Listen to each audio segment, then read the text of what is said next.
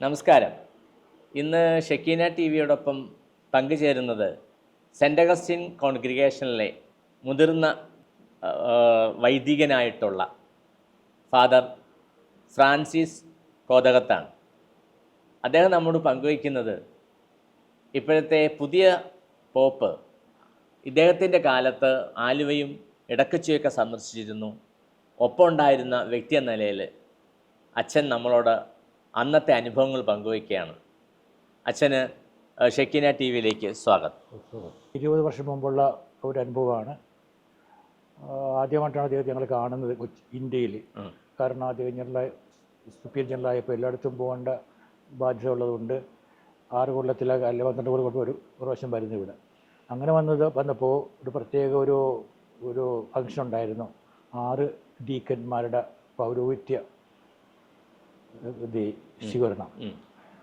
അപ്പോൾ അതിൽ 6 പേരിൽ 4 പേര് വരാപ്പുഴക്കാരാണ്. ഒരാൾ കൊച്ചി, ഒരാൾ ആലപ്പുഴ. അപ്പോൾ 2004 അപ്പോൾ കത്തിക്കടവ് പള്ളി, സെൻറ്റ് സേവിയേഴ്സ് പള്ളി മനോഹരമായിട്ട് പണി കഴിച്ച ഏറ്റവും മോസ്റ്റ് ബ്യൂട്ടിഫുൾ ചർച്ചായിട്ട് അംഗീകരിക്കപ്പെട്ട വരാപ്പുഴ ഉപതലി. അപ്പോൾ വരാപ്പുഴ എല്ലാ അച്ഛന്മാരും പ്രദേശത്തോട് ഞങ്ങൾ തീരുമാനിച്ചു വരാപ്പുഴ കത്തിക്കടവിൽ സെൻറ്റ് സേവിയേഴ്സ് പള്ളിയിൽ നടത്താമെന്ന്. അപ്പോൾ ഡാനിയൽ HR മെമ്പറായിരുന്നു ആർച്ച് ബിഷപ്പ്. അപ്പോൾ അദ്ദേഹത്തിനൊപ്പമാണ് ഞങ്ങൾ ഈ തിരുക്കർമ്മത്തിൽ പങ്കുകൊണ്ടത്. ഇദ്ദേഹം ഉണ്ടായിരുന്നു. അദ്ദേഹത്തെ കൂടാതെ ഫിലിപ്പൈൻസിൽ നിന്നും സ്പെയിനിൽ നിന്നുള്ള അവരുടെ സെക്രട്ടറി അച്ഛന്മാരും അച്ഛൻ്റെ കൂടെയുള്ള യൂറോപ്യൻസ് പല അച്ഛന്മാരും ഉണ്ടായിരുന്നു. ഫോട്ടോയിൽ കാണാം, അത് ഞങ്ങൾ ഫോട്ടോയിൽ ക്ലിയർ ആയിട്ട് കാണാൻ പറ്റും. അപ്പോൾ നമ്മുടെ പോപ്പ് അന്ന് കേരളത്തിൽ ആദ്യമായിട്ട് ആലുവയിലാണ് വന്നത്. അവിടെ നിന്ന് അച്ഛൻ കൊണ്ടുപോയി ഇടക്കൊച്ചിക്ക്. എങ്ങനെയായിരുന്നു ആ അനുഭവം? വളരെ ഞങ്ങളെപ്പോലെ ഒരാൾ നിലക്കൽ, അല്ലാണ്ട് സുപ്പീരിയർ ജനറലാണെന്നോ അല്ലെങ്കിൽ വലിയ മേലാളാണെന്നുള്ള ഒരു വിചാരമില്ലാതെ ഞങ്ങളുടെയൊക്കെ ജീവിത ശൈലി അങ്ങനെയാണ്. എവിടെ പോയാലും ഞങ്ങൾ വൺ ഓഫ് ദം, അവരുടെ കൂടെ സ്വന്തമായിട്ട് വലിയ സുപ്പീരിയറെന്നോ ഇരുന്നോ നോക്കാണ്ട് തുല്യ ഒരു ബഹുമതിയും സ്നേഹവും പങ്കുവെക്കലൊക്കെയാണ്. അല്ലാണ്ട് ഞാൻ സുപ്പീരിയറാണ് അല്ലെങ്കിൽ ഞാൻ വെള്ളക്കാരനാണെന്ന് പറഞ്ഞില്ല. അങ്ങനെ ഒരു ഇതൊന്നും ഇല്ലാത്ത ഒരു സിമ്പിൾ, വളരെ വിനയാന്യനായിട്ട് മനുഷ്യൻ. എനിക്ക് വളരെ മങ്ങിയ ഓർമ്മ, കാരണം 20 വർഷമായി മങ്ങിയ ഓർമ്മ മാത്രമേ ഉള്ളൂ. എങ്കിലും അന്നത്തെ ഓർമ്മ ഇതാണ്, വളരെ സിമ്പിൾ ആൻഡ് ഹമ്പിൾ പ്രീസ്റ്റ്. ഈ മറക്കാനാവാത്ത എന്തെങ്കിലും ഓർമ്മകളുണ്ടോ? മറക്കാനാവാത്ത ഓർമ്മ എന്ന് പറയുന്നത് പ്രത്യേകിച്ച് ഒന്നും തന്നെ ഇല്ല. പക്ഷേ അദ്ദേഹത്തിൻ്റെ ഞങ്ങൾ തേക്കടിയിലോ ഏതോ കൊണ്ടുപോയപ്പോൾ അവിടെ അദ്ദേഹത്തിന് നല്ല നമ്മുടെ കേരളത്തിൻ്റെ ആ പ്രകൃതി രമണീയത വളരെ ഇഷ്ടപ്പെട്ടു. അതിനെപ്പറ്റിയൊക്കെ പുള്ളി സംസാരിച്ചു. പിന്നെ പൊതുവെ ഞങ്ങൾ യൂറോപ്യൻസ് വന്നു കഴിഞ്ഞാൽ, വെള്ളക്കാരച്ചന്മാർ വന്നു കഴിഞ്ഞാൽ, ഞാൻ പറഞ്ഞില്ലേ ഞങ്ങൾ കൊടുക്കുന്നതെല്ലാം അവർക്കെല്ലാം അവിടെ എപ്പോഴും ഇറച്ചിയും കോഴിയും പന്നിയെല്ലാം കിട്ടുന്നതാണ്. ഞങ്ങൾ ഇവിടെ സീ ഫുഡ്സാണ് കൊടുക്കാറുള്ളത്. അവർക്ക് ഇഷ്ടമാണ്, അത് വളരെ താല്പര്യമാണ് സീ ഫുഡ്സ് കൊടുക്കുക എന്നുള്ളത്. അപ്പോൾ ഈ ചെമ്മീൻ, കൊഞ്ച്, ഞണ്ട് അങ്ങനെയുള്ള സീ ഫുഡ്സാണ് പ്രധാനപ്പെട്ട ആഹാരത്തോട് കൊടുക്കും. പിന്നെ നമ്മുടെ ട്രോപ്പിക്കൽ ഫ്രൂട്ട്സ്, അന്നരിച്ചക്ക, മാംഗോ, പഴം, ഏത്തപ്പഴം, ചിങ്ങമ്പഴം ഒക്കെ വളരെ ഇഷ്ടമാണ് അവർക്ക്. Tropical fruits. പോപ്പായിട്ട് തിരഞ്ഞെടുത്തതിന് ശേഷം വിളിക്കുകയോ പറയുകയോ കമ്മ്യൂണിക്കേറ്റ് ചെയ്യോ? ഇല്ല. ഞാൻ 2 കൊല്ലം കഴിഞ്ഞ ഓഗസ്റ്റിൽ ഞാൻ അവിടെ ഇരുന്ന് അദ്ദേഹത്തോട് കർദിനാളായപ്പോൾ ഞങ്ങൾ ഒരുമിച്ച് കുർബാന ചൊല്ലി. കർദിനാളായപ്പോൾ പോയായിരുന്നു കാണാൻ? ഞാൻ ഓഗസ്റ്റിൽ അതിനോട് കാണാൻ പോയതല്ല, എനിക്കൊരു മീറ്റിംഗ് ഉണ്ടായിരുന്നു. അപ്പോൾ ഞങ്ങളുടെ വത്തിക്കാൻ്റെ തൊട്ടടുത്ത് തന്നെയാണ് ഇത് വലിയ പള്ളിയും ഈ സ്ഥാപനം പോലെ തൊട്ടടുത്ത് തന്നെ, ഒരു കല്ലേറ് ദൂരം മാത്രമേ ഉള്ളൂ. വത്തിക്കൻ ദേവാലയം, വത്തിക്കൻ കൊട്ടാരവും ഞങ്ങളുടെ സെമിനാരിയും തമ്മിൽ ഒരു റോഡ് മാത്രമേ ഉള്ളൂ. അപ്പോൾ വല്ലപ്പോഴും പുള്ളി അവിടെ താമസിക്കുമായിരുന്നു. കതിരാണെങ്കിലും ഇവിടെ കുറേ വേണ്ടി ഞങ്ങൾ എല്ലാവർക്കും ലോകം മുഴുവനും ഒരു അംഗീകരിക്കുന്ന ഫ്രാൻസിസ് പാപ്പയ്ക്ക് പിൻഗാമിയായിട്ട് വരാനുള്ള ഒരു തികച്ചും യോഗ്യനായ ഒരു വൈദികൻ അല്ലെങ്കിൽ ഒരു മാർപ്പാപ്പയെ കാലം കാത്തുവെച്ചു, ദൈവം കാത്തുവെച്ചെന്നുള്ളതാണ് എല്ലാവരുടെയൊക്കെ അഭിപ്രായം. പറയും പൊതുവെ ഇപ്പോൾ നമ്മൾ ഞങ്ങൾക്ക് പറയുന്നത് മറ്റുള്ളവരല്ലേ പറയുന്നത്. മാധ്യമങ്ങളും പരിചയപ്പെട്ട എല്ലാവരും പറയുന്നത് കാലം കാത്തുവെച്ച ഒരു ദൈവത്തിൻ്റെ കരുണയാണ് ഫ്രാൻസിസ് മാർപ്പാപ്പ. ശരിക്കും പറഞ്ഞാൽ ഒരു ആത്മീയ ചൈതന്യം, ആത്മീയ അനുഗ്രഹമൊക്കെ ഉള്ള വ്യക്തി തന്നെയാണ്. അദ്ദേഹത്തിന് പെറുവിലൊക്കെ മിഷണറി ആയിട്ട്, കാൽനടയായിട്ട് കുതിരപ്പുറത്ത് ഏതെങ്കിലും മാർപ്പാപ്പ കുതിരപ്പുറത്ത് കയറി ഉണ്ടോ? കുതിരപ്പുറത്ത് കയറി ഒരു മാർപ്പാപ്പ കുതിരപ്പുറത്ത് കയറി പോയി മിഷൻ ഫീൽഡിൽ പോയിട്ടില്ല. ഇതേ കുതിരപ്പുറത്ത് കയറി പാവപ്പെട്ടവർ, അന്ന് യാത്രാ സൗകര്യം ഇല്ല അവിടെ, കുതിരപ്പുറത്ത് കയറിയ ഫോട്ടോ ഒക്കെ ഉണ്ട് അവിടെ. അവിടെയുള്ള പാവപ്പെട്ടവർക്ക് ഇത് സ്ലംസിൽ പോയിട്ട് പാവപ്പെട്ടവരെ ശുശ്രൂഷിക്കുവാനും അവർക്ക് ഭക്ഷണം കൊടുക്കുവാനും അവരുടെ കാര്യങ്ങൾ അന്വേഷിക്കാനൊക്കെ വളരെ താല്പര്യം കാണിച്ച അങ്ങനെ ഒരു മെത്രാൻ, ആ ഒരു മെത്രാനായിരുന്നു അവിടെ. ആ സമയത്താണ് ഫ്രാൻസിസ് പാപ്പയ്ക്ക് അദ്ദേഹത്തെ പറ്റി നല്ല അറിവ് കിട്ടിയിട്ടുണ്ട് ഈ ഇദ്ദേഹത്തിൻ്റെ മിഷൻ ചൈതന്യം. അങ്ങനെയാണ് വിളിച്ച് കർദിനാളാക്കുന്നത്. 2 കൊല്ലം കൊണ്ട് തന്നെ ഫ്രാൻസിസ് പാപ്പയുടെ മാനസപുത്രനായിരുന്നു വാസ്തവത്തിൽ പറഞ്ഞാൽ. അദ്ദേഹത്തിൻ്റെ ജീവിത രീതിയും പ്രവർത്തന ശൈലിയൊക്കെ നോക്കുമ്പോൾ ഫ്രാൻസിസ് മാർപ്പാപ്പയ്ക്ക് ഹൃദയത്തിലുണ്ടെങ്കിൽ ഒരു പിൻഗാമിയെ എടുത്തു എന്ന് വേണമെങ്കിൽ പറയാൻ പറ്റും. പിന്നെ ഈ ലിയോ 14 പാപ്പ എന്ന് പറയുമ്പോൾ 13 പാപ്പ ഈ തൊഴിലാളികൾക്ക് വേണ്ടി ഒരു ചാക്രികലേഖനം എഴുതിയിട്ടുണ്ട്. അത് ചിക്കാഗോ സമരത്തിലെ മെയ് 1-ാം തീയതി നടന്ന ആ തൊഴിലാളി സമരത്തിലാണ്, ചിക്കാഗോയിലാണത്. ഇദ്ദേഹം ചിക്കാഗോക്കാരനാണ്.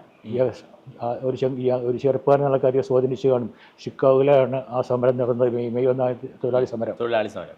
കുറേ വെടി വെച്ച് പോകുന്നതിലേക്ക് ഒന്ന് രക്തരൂക്ഷമായൊരു ഉത്ഭവമായിരുന്നു. അവിടെ നിന്നാണ് തൊഴിലാളികൾക്ക് വേണ്ടിയുള്ള ആ മോചനം. അവർക്ക് 8 മണിക്കൂർ ജോലി, 8 മണിക്കൂർ വിശ്രമം, 8 മണിക്കൂർ പഠനവും എന്നൊക്കെ പറഞ്ഞുകൊണ്ടുള്ള ഒരു മുദ്രാവാക്യമായിരുന്നു. തൊഴിലാളികൾ അവർക്ക് സമരം ചെയ്യുന്നതിന് വേണ്ടിയാണ് 8 മണിക്കൂർ ജോലി, 8 മണിക്കൂർ വിശ്രമം, 8 മണിക്കൂർ പഠനവും മറ്റും. അപ്പോൾ ചിക്കാഗോയിലാണ് സംഭവിച്ചത്. ചിക്കാഗോനായതുകൊണ്ട് ഇദ്ദേഹം ജനിച്ചത് എവിടെയാണ്? റോബർട്ട് പ്രിവോസ് എന്ന് പറഞ്ഞ ആ ചെറുപ്പക്കാരൻ പിന്നീട് അച്ഛനായി മെത്രാനെ കർദിനാളായി മാർപ്പാപ്പയെ. അപ്പോൾ അദ്ദേഹത്തിൻ്റെ ആ ഓർമ്മയുണ്ട്, എൻ്റെ നാട്ടിലാണ്, എൻ്റെ സ്ഥലത്താണ് ഈ സമരം നടന്നത്, പാവപ്പെട്ടവർക്ക് വേണ്ടി, തൊഴിലാളികൾക്ക് വേണ്ടിയുള്ള ആ പ്രശ്നങ്ങളൊക്കെ ഉണ്ടാക്കി ഇവിടെയാണ്. അതിൻ്റെയൊക്കെ ഒരു ഓർമ്മ വെച്ചുകൊണ്ടായിരിക്കും അദ്ദേഹം ലിയോ 14 മാർപ്പാപ്പ എന്ന് പറഞ്ഞത്.